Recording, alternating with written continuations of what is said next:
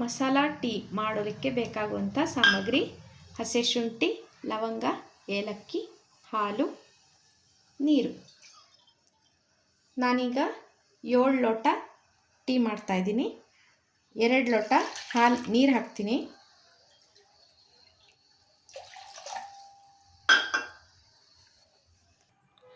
ಏಲಕ್ಕಿ ಮತ್ತು ಲವಂಗನ ಸ್ವಲ್ಪ ಕುಟ್ಟಿ ಪುಡಿ ಮಾಡ್ಕೊತೀನಿ. ಹಸಿ ಶುಂಠಿ ಕೂಡ ಕುಟ್ಟಿ ಸ್ವಲ್ಪ ಜಜ್ಕೋಬೇಕು.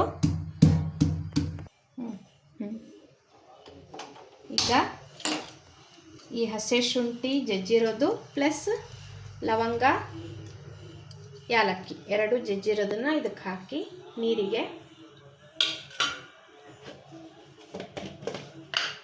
ಟೀ ಪುಡಿ,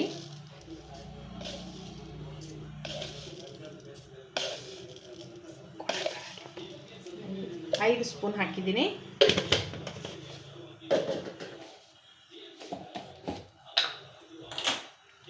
ಸಕ್ಕರೆ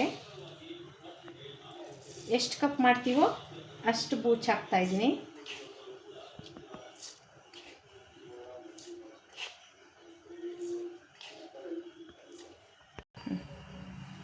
ಇದಕ್ಕೆ 4 ಕಪ್ ಹಾಲು ಹಾಕ್ತಾಯಿದ್ದೀನಿ. 2 ಕಪ್ ನೀರು ಹಾಕಿದ್ದೆ, ಈಗ 4 ಕಪ್ಪು ಹಾಲು ಹಾಕ್ತಾಯಿದ್ದೀನಿ.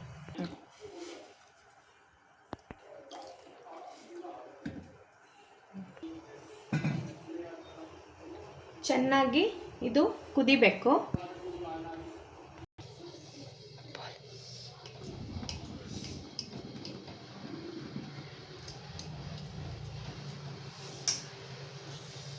ಟೆನ್ ಮಿನಿಟ್ಸ್ ಚೆನ್ನಾಗಿ ಕುದಿಬೇಕು.